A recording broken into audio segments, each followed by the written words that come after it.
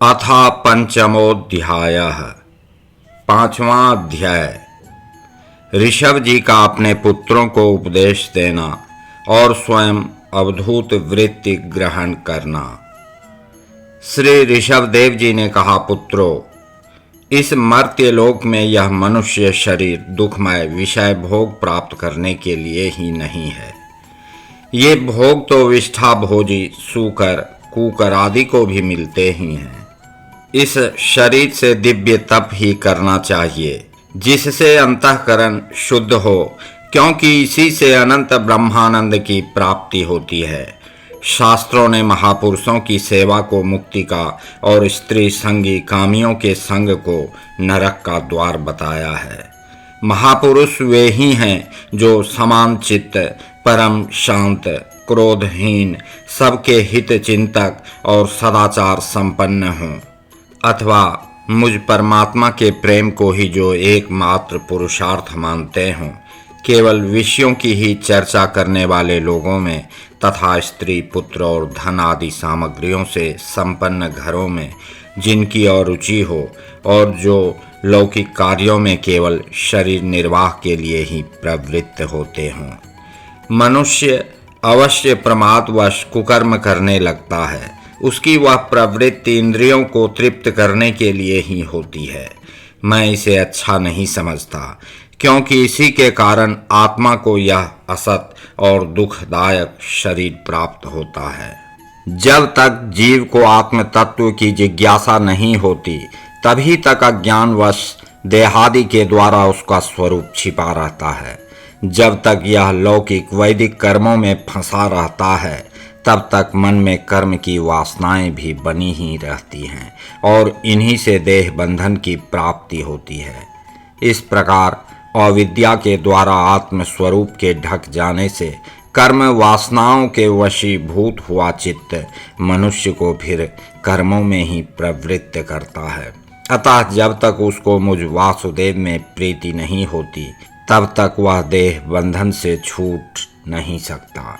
स्वार्थ में पागल जीव जब तक विवेक दृष्टि का आश्रय लेकर इंद्रियों की चेष्टाओं को मिथ्या नहीं देखता, तब तक आत्म स्वरूप की स्मृति खो बैठने के कारण वह अज्ञानवश विषय प्रधान गृह आदि में आसक्त रहता है और तरह तरह के क्लेश उठाता रहता है। स्त्री और पुरुष इन दोनों का जो परस्पर दाम्पत्य भाव है, इसी को पंडित जन उनके हृदय की दूसरी स्थूल एवं दुर्भेद्य ग्रंथि कहते हैं।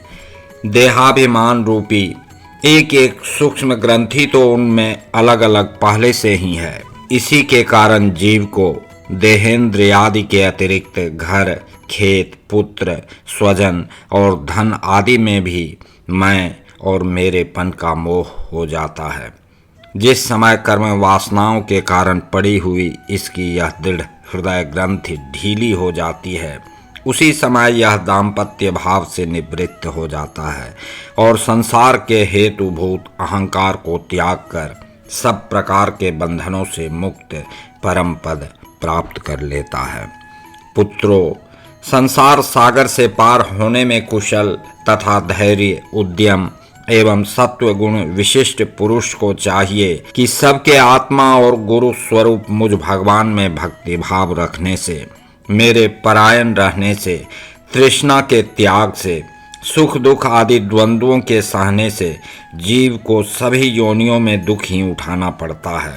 इस विचार से, तत्व जिज्ञासा से, तप से, सकाम कर्म के त्याग से, मेरे ही लिए कर्म करने से, मेरी कथाओं का नित्य प्रति श्रवण करने से, मेरे भक्तों के संग और मेरे गुणों के कीर्तन से, वैर त्याग से, समता से, शांति से और शरीर तथा घर आदि में मैं मेरेपन के भाव को त्यागने की इच्छा से, अध्यात्म शास्त्र के अनुशीलन से, एकांत सेवन से, प्राण, इंद्रिय और मन के संयम से, शास्त्र और सत्पुरुषों के वचन में यथार्थ बुद्धि रखने से, पूर्ण ब्रह्मचर्य से, कर्तव्य कर्मों में निरंतर सावधान रहने से, वाणी के संयम से, सर्वत्र मेरी ही सत्ता देखने से, अनुभव ज्ञान सहित तत्व विचार से और योग साधन से अहंकार रूप अपने लिंग शरीर को लीन कर दे।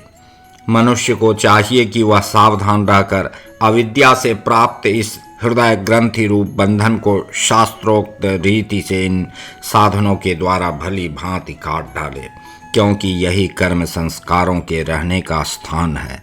तदनंतर साधन का भी परित्याग कर दे। जिसको मेरे लोक की इच्छा हो अथवा जो मेरे अनुग्रह की प्राप्ति को ही परम पुरुषार्थ मानता हो, वह राजा हो तो अपनी अबोध प्रजा को, गुरु अपने शिष्यों को और पिता अपने पुत्रों को ऐसी ही शिक्षा दे। अज्ञान के कारण यदि वे उस शिक्षा के अनुसार न चलकर कर्म को ही परम पुरुषार्थ मानते रहें, तो भी उन पर क्रोध न करके उन्हें समझा बुझाकर कर्म में प्रवृत्त न होने दे। उन्हें विषयाशक्ति युक्त काम्य कर्मों में लगाना तो ऐसा ही है जैसे किसी अंधे मनुष्य को जानबूझकर गड्ढे में ढकेल देना। इससे भला किस पुरुषार्थ की सिद्धि हो सकती है? अपना सच्चा कल्याण किस बात में है, इसको लोग नहीं जानते। इसी से वे तरह तरह की भोग कामनाओं में फंसकर तुच्छ क्षणिक सुख के लिए आपस में वैर ठान लेते हैं और निरंतर विषय भोगों के लिए ही प्रयत्न करते रहते हैं। वे मूर्ख इस बात पर कुछ भी विचार नहीं करते कि इस वैर विरोध के कारण नरक आदि अनंत घोर दुखों की प्राप्ति होगी। गड्ढे में गिरने के लिए उल्टे रास्ते से जाते हुए मनुष्य को जैसे आँख वाला पुरुष उधर नहीं जाने देता, वैसे ही अज्ञानी मनुष्य को अविद्या में फंसकर दुखों की ओर जाते देखकर कौन ऐसा दयालु और ज्ञानी पुरुष होगा जो जानबूझकर भी उसे उसी राह पर जाने दे या जाने के लिए प्रेरणा दे। जो अपने प्रिय संबंधी को भगवत भक्ति का उपदेश देकर मृत्यु की फांसी से नहीं छुड़ाता, वह गुरु गुरु नहीं है, स्वजन स्वजन नहीं है, पिता पिता नहीं है, माता माता नहीं है, इष्ट देव नहीं है और पति पति नहीं है। मेरे इस अवतार शरीर का रहस्य साधारण जनों के लिए बुद्धिगम्य नहीं है। शुद्ध सत्व ही मेरा हृदय है और उसी में धर्म की स्थिति है। मैंने अधर्म को अपने से बहुत दूर पीछे की ओर ढकेल दिया है। इसी से सत्पुरुष मुझे ऋषभ कहते हैं।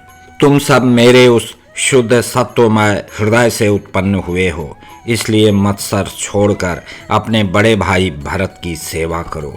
उसकी सेवा करना मेरी ही सेवा करना है और यही तुम्हारा प्रजा पालन भी है। अन्य सब भूतों की अपेक्षा वृक्ष अत्यंत श्रेष्ठ हैं, उनसे चलने वाले जीव श्रेष्ठ हैं और उनमें भी कीटादि की अपेक्षा ज्ञान युक्त पशु आदि श्रेष्ठ हैं। पशुओं से मनुष्य, मनुष्यों से प्रमथगण, प्रमथों से गंधर्व, गंधर्वों से सिद्ध और सिद्धों से देवताओं के अनुयायी किन्नर आदि श्रेष्ठ हैं। उनसे असुर, असुरों से देवता और देवताओं से भी इंद्र श्रेष्ठ हैं।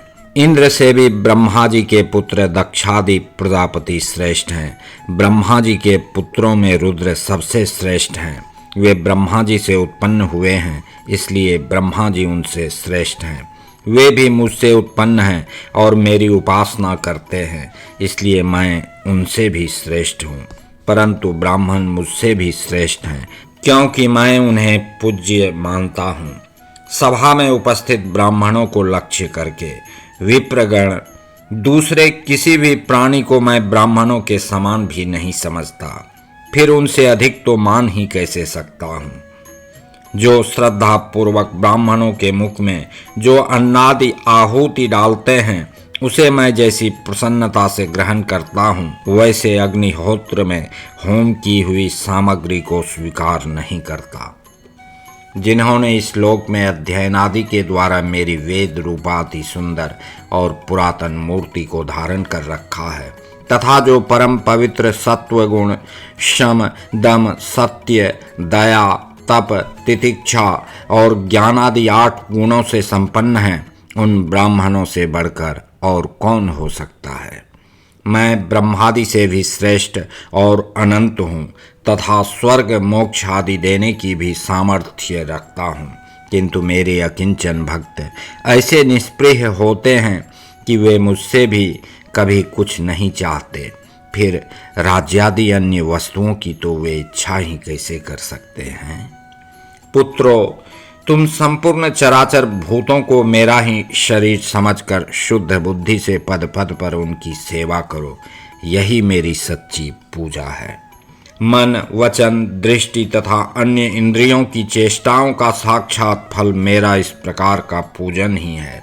इसके बिना मनुष्य अपने को महामोहमय काल पाश से छुड़ा नहीं सकता। श्री सुखदेव जी कहते हैं, राजन, ऋषभ देव जी के पुत्र यद्यपि स्वयं ही सब प्रकार सुशिक्षित थे, तो भी लोगों को शिक्षा देने के उद्देश्य से महाप्रभावशाली परम सुहृद भगवान ऋषभ ने उन्हें इस प्रकार उपदेश दिया। ऋषभ देव जी के 100 पुत्रों में भरत सबसे बड़े थे। वे भगवान के परम भक्त और भगवत भक्तों के परायण थे।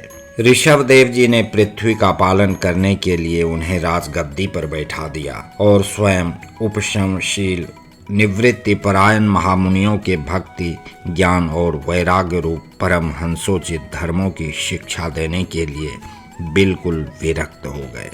केवल शरीर मात्र का परिग्रह रखा और सब कुछ घर पर रहते ही छोड़ दिया। अब वे वस्त्रों का भी त्याग करके सर्वथा दिगंबर हो गए।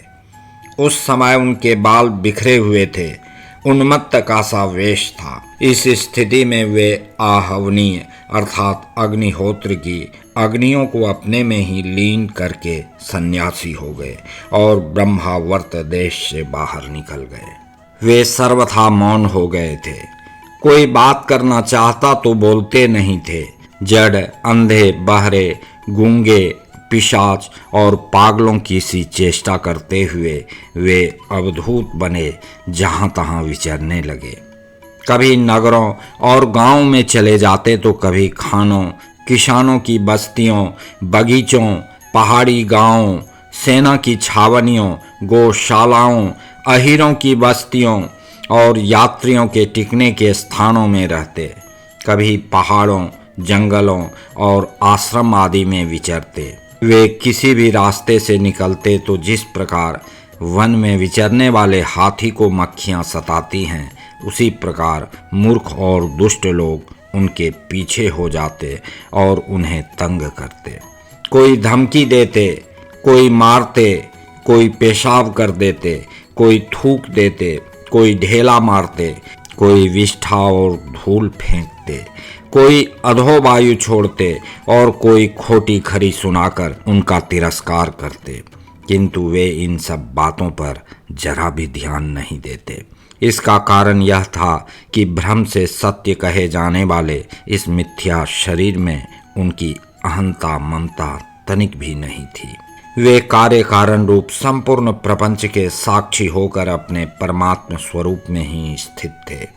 इसलिए अखंड चित्त वृत्ति से अकेले ही पृथ्वी पर विचरते रहते थे। यद्यपि उनके हाथ, पैर, छाती, लंबी लंबी बाहें, कंधे, गले और मुख आदि अंगों की बनावट बड़ी ही सुकुमार थी।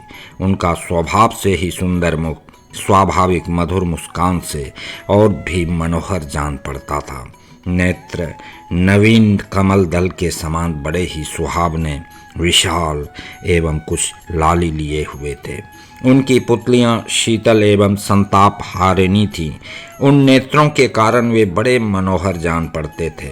कपोल, कान और नासिका छोटे बड़े न होकर समान एवं सुंदर थे तथा उनके अस्फुट हास्य युक्त मनोहर मुखारविंद की शोभा को देखकर पूर्ण नारियों के चित्त में कामदेव का संचार हो जाता था। तथापि उनके मुख के आगे जो भूरे रंग की लंबी लंबी घुंघराली लटें लटकी रहती थीं, उनके महान भार और अवधूतों के समान धूलित धूसरित देह के कारण वे ग्रहग्रस्त मनुष्य के समान जान पड़ते थे।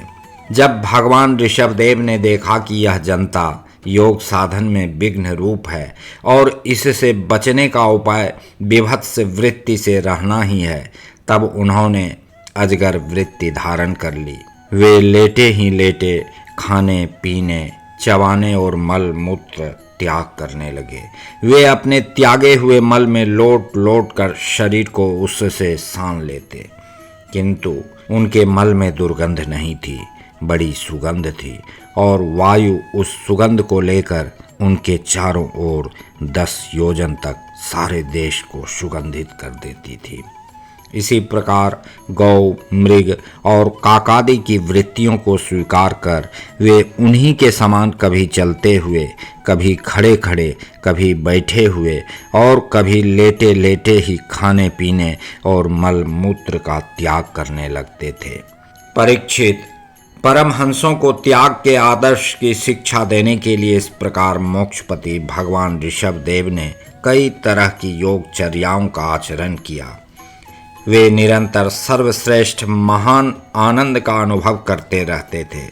उनकी दृष्टि में निरुपाधिक रूप से संपूर्ण प्राणियों के आत्मा अपने आत्म स्वरूप भगवान वासुदेव से किसी प्रकार का भेद नहीं था। इसलिए उनके सभी पुरुषार्थ पूर्ण हो चुके थे।